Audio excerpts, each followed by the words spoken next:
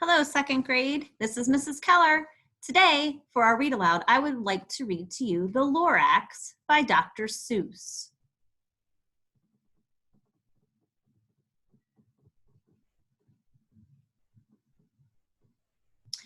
At a far end of town, where the grickle grass grows, and the wind smells slow and sour when it blows, and no birds ever singing excepting old crows, is the street of the lifted Lorax.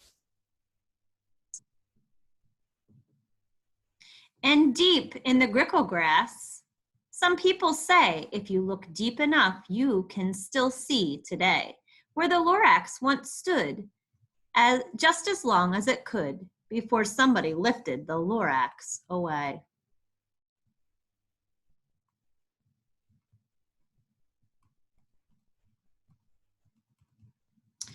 What was the Lorax, and why was it there? And why was it lifted and taken somewhere? From the far end of town where the grickle grass grows, the old Onceler still lives there. Ask him, he knows.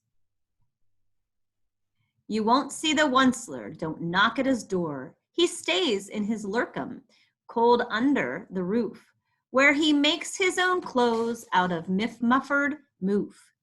And on special dank midnights in August, he peeks out of the shutters and sometimes he speaks and tells how the Lorax was lifted away. He'll tell you perhaps if you're willing to pay. Here's the Onceler.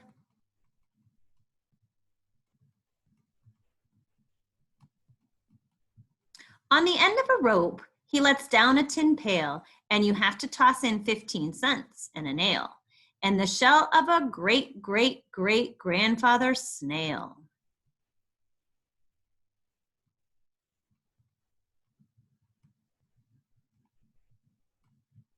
There's the Onceler. He pulls up the pail, makes a most careful count to see if you've paid him the proper amount. Then he hides what you paid him away in his snub, his secret strange hole in his groovulous glove. Then he grunts, I will call you by whisper my phone for the secrets I tell you, for your ears alone. Slurp, slurp. Down slups the Onceler my phone to your ear, and the Onceler's whispers are not very clear, since they have to come down through a snurgly hose, and he sounds as if he had smallish bees up his nose. Now I'll tell you, he says, with his teeth sounding gray, how the Lorax got lifted and taken away. It all started way back, such a long, long time back.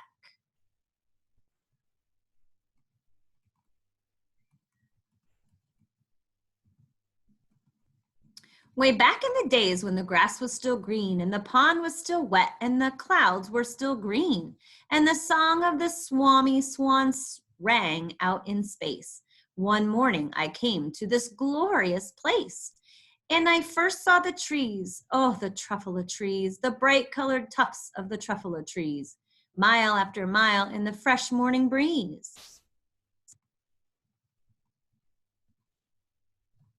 How beautiful the Truffula trees were. Looks a lot different than it does now.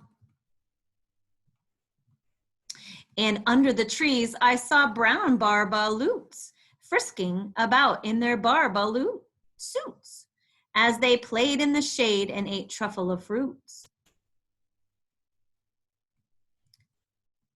From the ripulous pond came the comfortable sound of the humming fish humming while splashing around.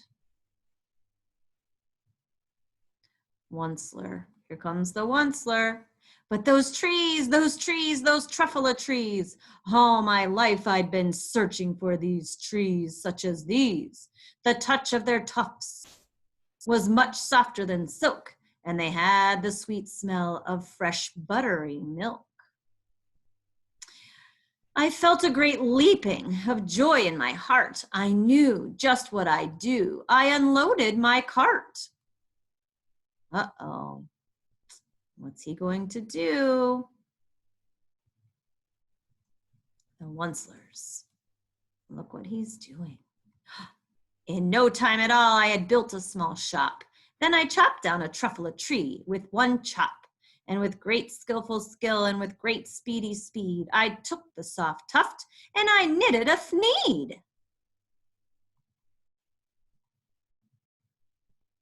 He's cutting down all the trees.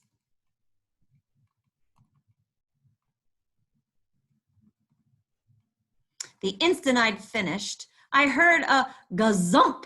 I looked, I saw something pop out of the stump of the tree I had knocked down. It was sort of a man. Describe him. That's hard. I don't know that I can. There he is. He was shortish and oldish and brownish and mossy, and he spoke with a voice that was sharpish and bossy. Mister, he said with a sawdusty sneeze, Achoo! I am the Lorax. I speak for the trees. I speak for the trees have no tongues. And I'm asking you, sir, at the top of my lungs. He was very upset as he shouted and puffed. What's that thing you've made out of my truffula tuft?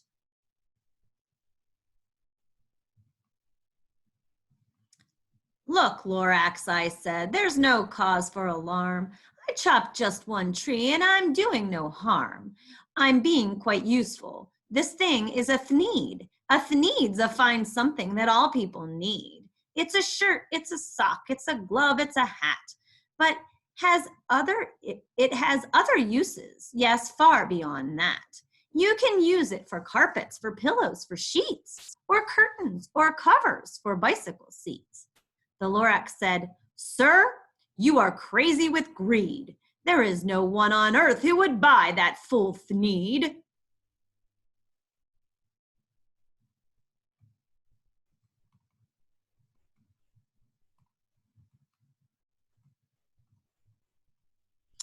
But for the very next minute, I proved he was wrong. For just at that moment, a chap came along, and he thought that a thneed I had knitted was great. He happily bought it for $3.98. I laughed at the Lorax. You poor stupid guy. You never can tell what some people will buy. Look at the poor bears.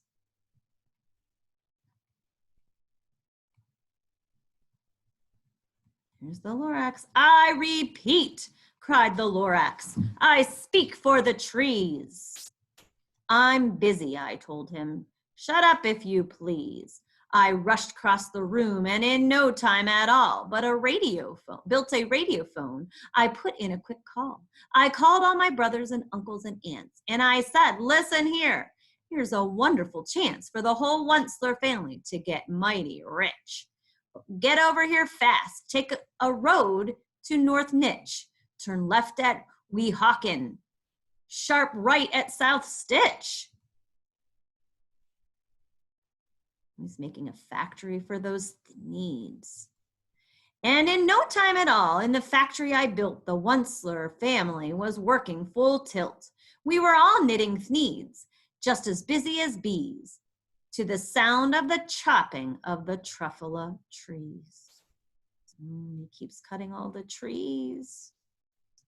The poor Lorax is very nervous.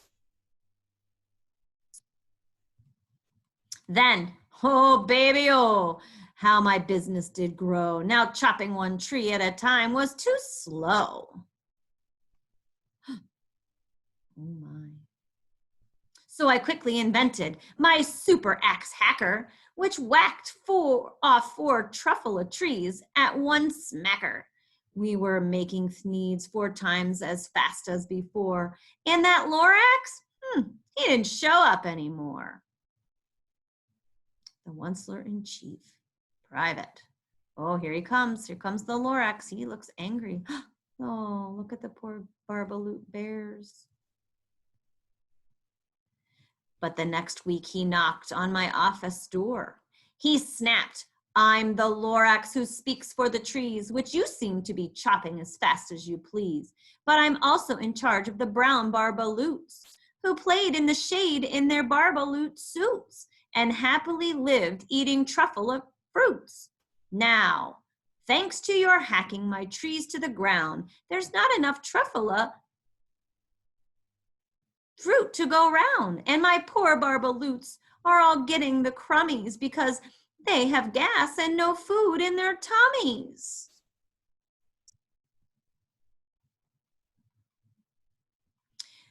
They loved living here, but I can't let them stay. They'll have to find food and hope that they may. "Good luck, boys," he cried, and he sent them away.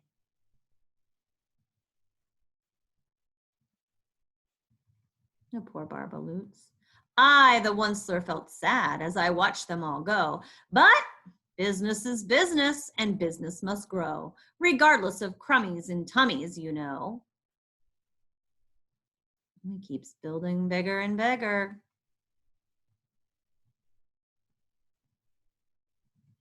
I meant no harm, I most truly did not, but I had to grow bigger, so bigger I got. I biggered my factory, I biggered my roads, I biggered my wagons, I biggered my loads of the thneeds that I shipped out. I was shipping them forth to the south, to the east, to the west, to the north. I went right on biggering, selling the more thneeds, and I biggered my money, which everyone needs. Uh-oh. Then again, he came back. I was fixing some pipes when that old nuisance, Lorax, came back with more gripes. "I am the Lorax," he coughed and he whiffed. He sneezed and he snuffled. He snargled, he sniffed. "Onceler," he cried with a coughless croak, "Onceler, you're making such smogulous smoke. My poor swami swans, why, they can't sing a note. Now one can sing, no one can sing who has smog in his throat."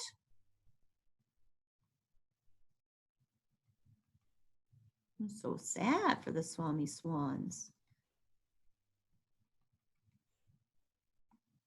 And so the Lorax, please pardon my cough. They cannot live here, so I'm sending them off. Where will they go? I don't hopefully know. They may have to fly for a month or a year to escape from the smog that you've smogged up around here. What's more, snapped the Lorax. His dander was up. Let me say a few words about gluppity glup. Your machines chug on day and night without stop, making gluppity glup, also schluppity schlup. And what do you do with those leftover goo? I'll show you, you dirty old Onceler man, you. Oh, look at all that glop. Where's he going to put it? Uh-oh. I have a feeling I know. Oh, no.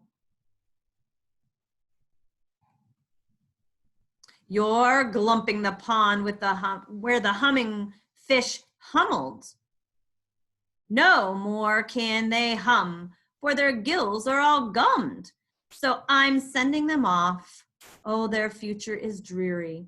They'll walk on their fins and get woefully weary in search of some water that isn't so smeary.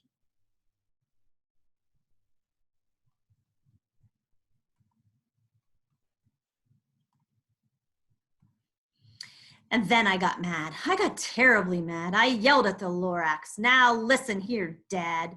All you do is yap, yap, and say bad, bad, bad, bad. Well, I have my rights, sir, and I'm telling you, I intend to go on doing just what I do.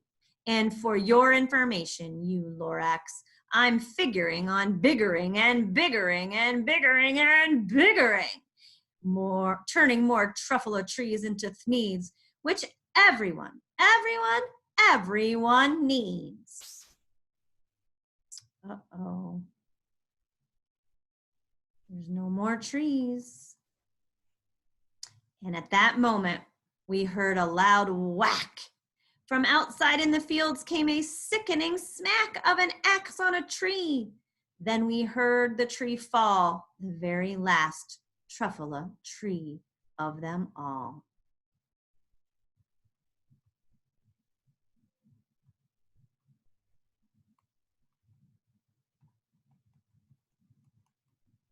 No more trees, no more needs, no more work to be done. So in no time, my uncles and aunts were everyone. All waved me goodbye. They jumped into their cars and drove away under the smoke-smuggered stars.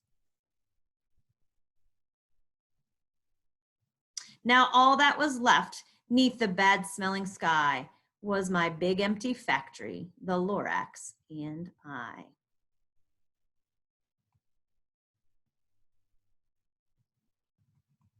The Lorax said nothing, just gave me a glance, just gave me a very sad, sad backward glance as he lifted himself by the seat of his pants.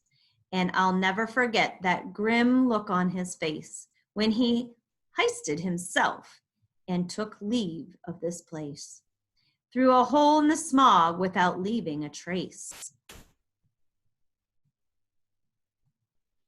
And all the Lorax left here in this mess was a small pile of rocks with the word unless.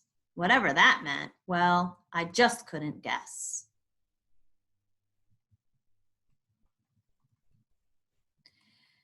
That was long, long ago, but each day since that day, I've sat here and worried away. Through the years, while my buildings had fallen apart, I've worried about it with all of my heart. But now, says the Onceler, now that you're here, the word of the Lorax seems perfectly clear. Unless someone like you cares a whole awful lot, nothing is going to get better. It's not.